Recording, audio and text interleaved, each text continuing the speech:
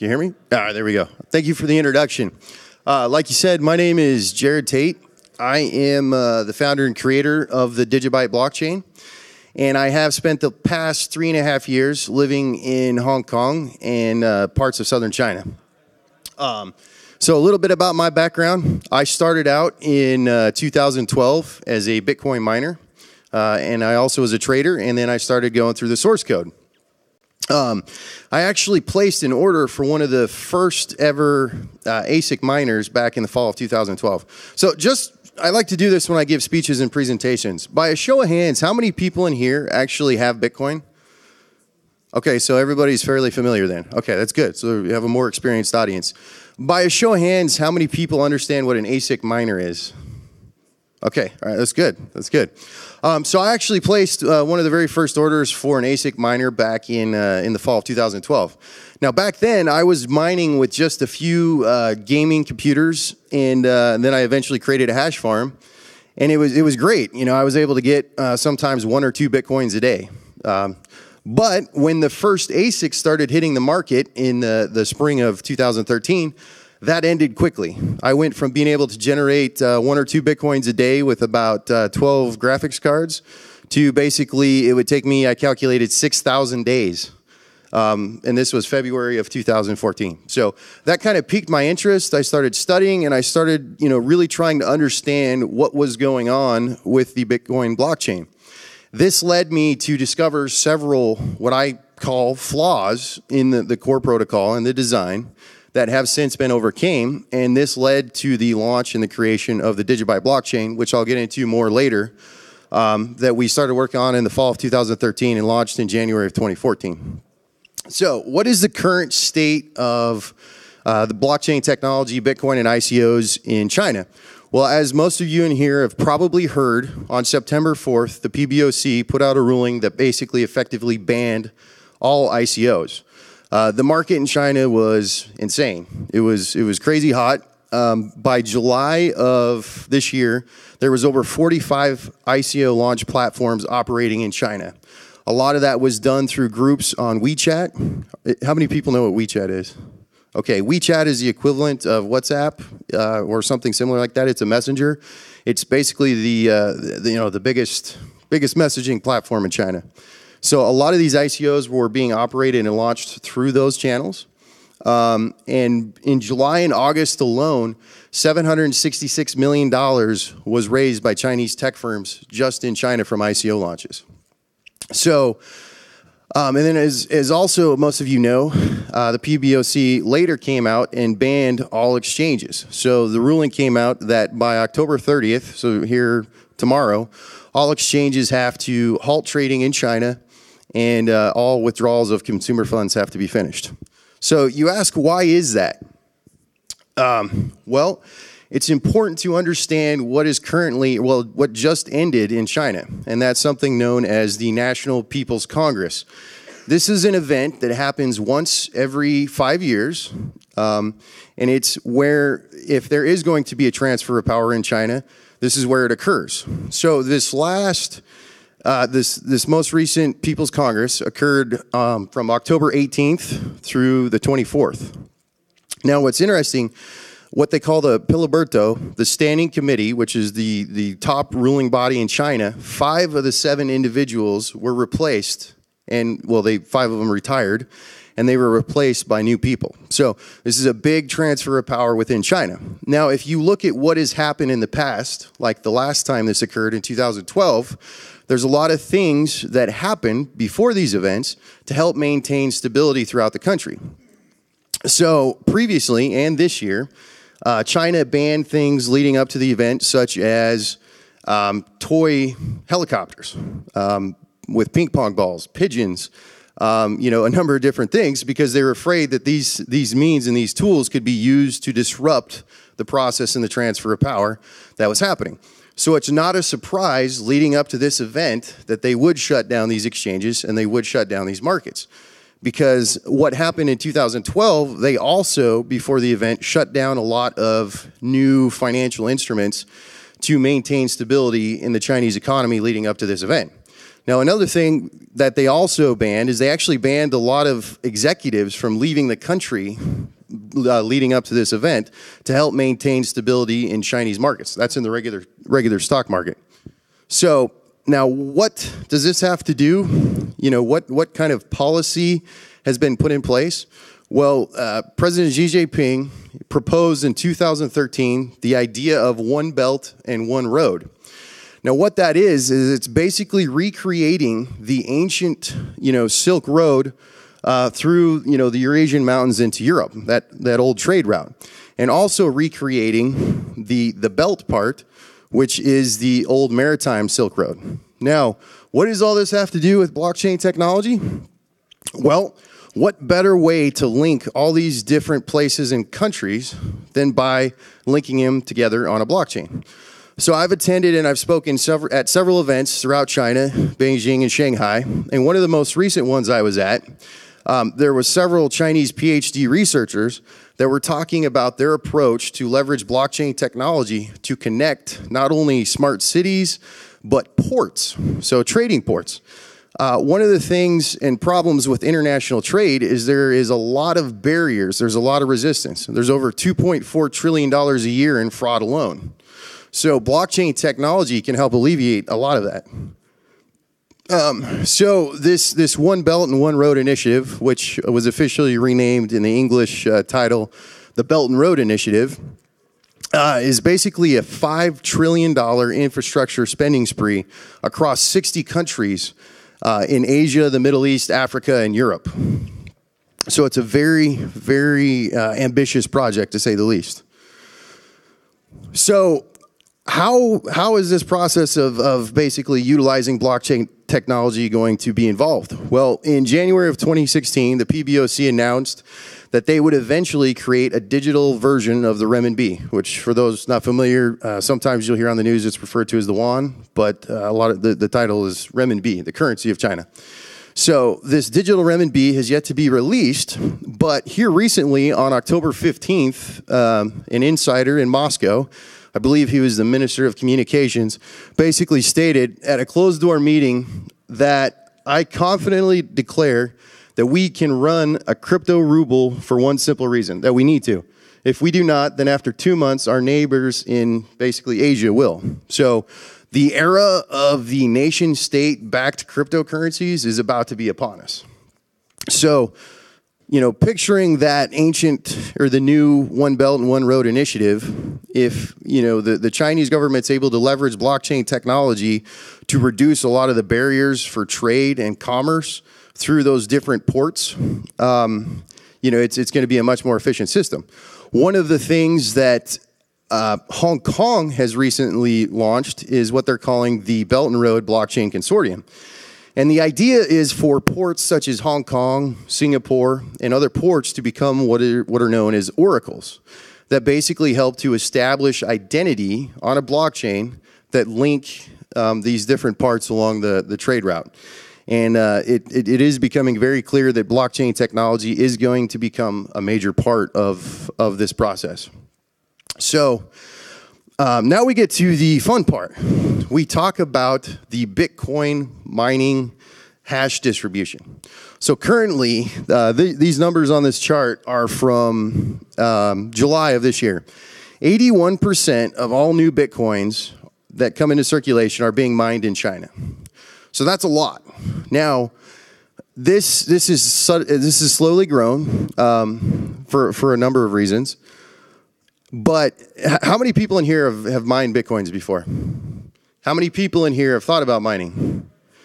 Well, I could tell you, if you look at these pictures, this is what you're competing against. You are competing against basically companies that have been given funding directly from the Chinese government. So there's effectively a monopoly of Bitcoin and Bitcoin mining in China as we speak. So what does this really mean? I'm probably going to catch flack for saying this, but this is the absolute truth. And I can tell you with 100% certainty, right now, the Chinese government has the ability to kill Bitcoin. Now, how is this? This is because of the flaw and the bug in the Bitcoin difficulty adjustment system. How many people have heard of and know what the difficulty system is? So a few, okay. So what really this means is The block timing for Bitcoin is supposed to be every 10 minutes, right? Well, how do you maintain that? Basically, when you're submitting your hashes to the network, there's basically it's an easy way to think of it as like really tough math problems. And the more computing power that comes on the network, the tougher those math problems get.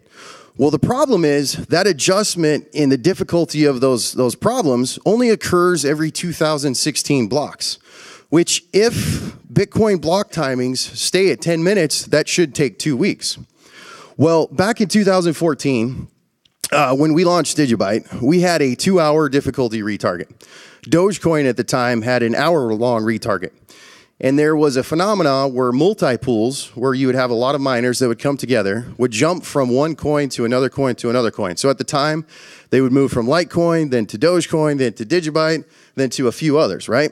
Well, what we would see is we would see 5 to 10-fold increases and decreases in hash rate. And what this caused, we saw because of this pattern, our blockchain would literally freeze when we would have a sudden reduction 5 or 10-fold in the hash rate on our network. So we saw our chain freeze for 7 hours. And then that led us to develop something we call DigiShield, which has now been implemented in dozens of other cryptocurrencies, including Dogecoin, Zcash, and numerous other ones. And then we eventually morphed that into what we call multi-shield, which is a real-time difficulty adjustment. I don't want to get too much into it, but the point is, if there was a major power outage, or if the Chinese government came in and shut down all miners in China, you would literally have days, perhaps weeks between blocks, which means that when that next adjustment occurred, it might not occur for a few months. And when that adjustment occurs, it only goes a certain amount. So this is a very serious flaw. You saw this with Bitcoin Cash when it forked, which I was warning about on Twitter. I'm like, it's going to take hours, maybe days before they find blocks. And they're still having issues with their difficulty stability. So when the day comes that perhaps the Chinese do want to launch the crypto yuan and they no longer want to deal with Bitcoin, all they have to do is do a government mandate to shut down power to all these mining facilities. And you would literally have the chain freeze. So this can be fixed. It's been fixed in multiple other blockchains. And one of those blockchains is DigiByte. So I'm just going to talk about that real quick. Currently, DigiByte is the longest major public chain out there with over 5 million blocks. That's the equivalent of Bitcoin in the year 2112. We went through several network enhancements. Our block speed is 15 seconds, so we can handle a significant amount of more transactions. But one of the ways that we've prevented this centralization of mining is through what we call MultiAlgo Mining. So we actually have 5 separate mining algorithms. So if you took all the mining power in China and you threw it at the DigiByte blockchain, you might get a few blocks, but just within probably a dozen blocks, it would even out. And it would be put on par with GPU and CPU miners across the planet. So it's a much more secure system. In fact, in order to 51% attack the network, you'd have to take over 93% of one algo, and you'd have to take over 51% of the other 4. So this has been battle hardened. It's been tested. It's been out there in the wild for over 3 years now. And actually since, April, we were the first ones to actually activate SegWit before Litecoin and Bitcoin. We've actually had almost 100,000 full nodes downloaded across the globe. So it's a very secure, it's a very decentralized network. So this is just kind of a chart that shows where we fit in the industry. There's a lot of confusion on the types of different blockchains. If you want to look at this picture, just go to digibyte.io. It's up there. We tried to be, as direct as we could on where we fit in. One of the things that a lot of people don't really give Bitcoin credit for is that there is a lot more that Bitcoin can be used for, same with DigiByte, than simple monetary transactions. And by this, I mean the same chart could be also applied to Bitcoin. You have the ability to establish identity, to notarize documents, a whole slew of things. I could talk more about that later. So how does this relate to China and how are we using it? Well, the last 3 years that I've been in Hong Kong and southern China, I've been developing a platform on top of the DigiByte blockchain that actually secures documents that help basically streamline the efficiencies in international trade. So as I stand here today, our system DigiSign, which for those that are familiar with DocuSign, It's DocuSign, but with the ability to secure secure documents and with proof of timestamp, etc., in the blockchain. So right now it's actually being used. There's factories in China that are using it. There's freight forwarders in the US. There's customs brokers. So there's an entire supply chain that has actually been efficiently increased. So our case study was about $200 million worth of goods over the last 8 months. We reduced the quality control and reporting process time from China to the US from 7 days to 1 day, because you have that, direct oversight that's made possible by a public decentralized blockchain. So if you go to digisign.com, you can sign up for a free trial. You can learn a little bit more about it. But the point I'm trying to make here in relation to not only China but other countries is, there's a huge movement towards what the people call permission ledgers, right? AKA privately controlled chains. Well, in the case of, international trade and geopolitics at large, when you have a neutral third-party decentralized system like Bitcoin, like DigiByte, like Ethereum, you have the ability to really enhance, the transparency for everybody. So it's a beautiful thing. I think we're just in the beginning stages of this. And it's really exciting to see where the future is going to go here. So thank you for your time. I guess if anybody has any questions. Yeah, we're going to open it up to questions. Just let me know, and we'll bring the mic to you. Yeah.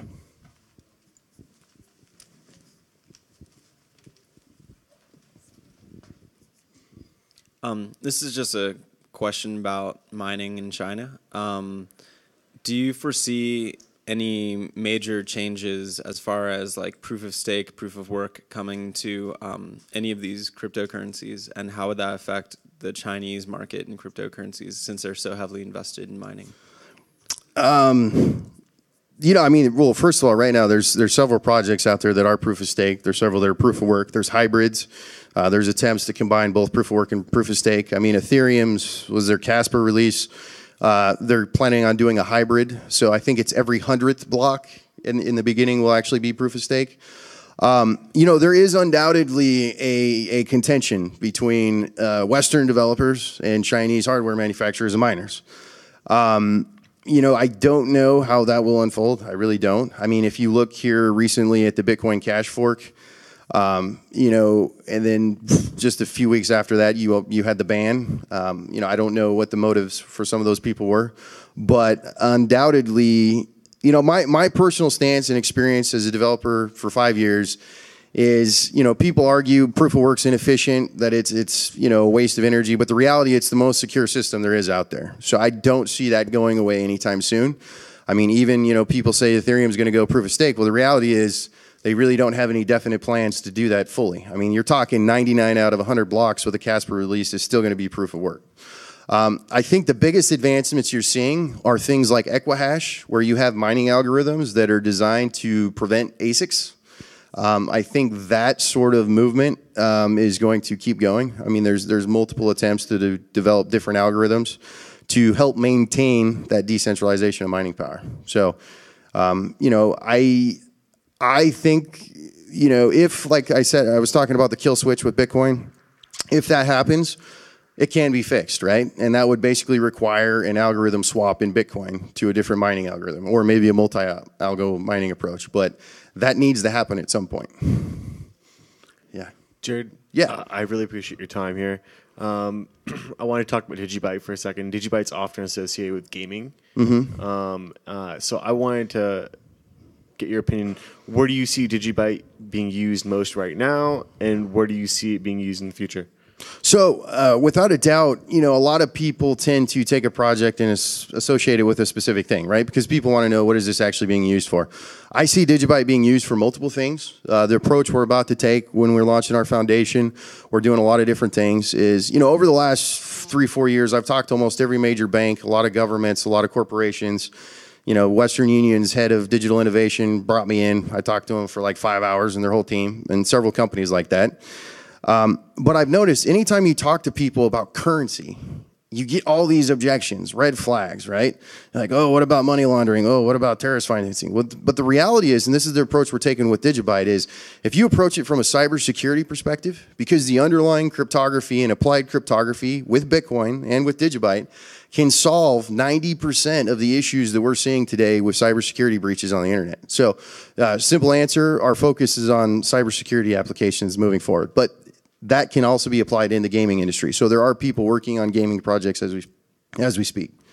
So, well, would you venture a guess as to what government crypto would look like? Would it be like a SHA-256? Would it be, you said permission ledgers, would that still be something that would be openly tradable on exchanges? Or I think it would be very controlled. It would be centrally permissioned. So you would still have a central point of issuance. They would be able to, introduce as much as they wanted in circulation.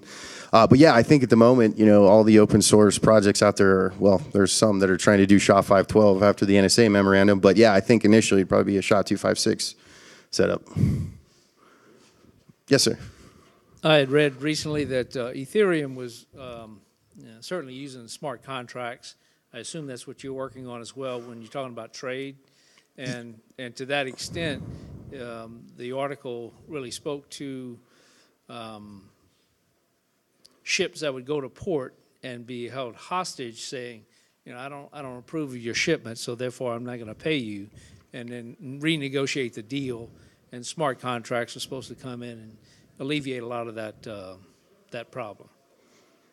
So is that what you're... Yeah, just a quick note on smart contracts. Most people don't know this. Smart contracts have been possible on top of Bitcoin as soon as 2012, 2013. Same with DigiByte. The difference is with Bitcoin and DigiByte, you have a more rigid, secure environment, so you don't have as much flexibility. Whereas Ethereum, you have the ability to do almost, kind of anything, but that has its security drawbacks, as we've seen with certain situations. But yes, that same premise of you have an intermediate, the blockchain essentially is the notary and becomes the middleman that executes that stuff. So in the case of Bitcoin, a lot of this is made possible even more so with SegWit, but then also with something called time lock verify.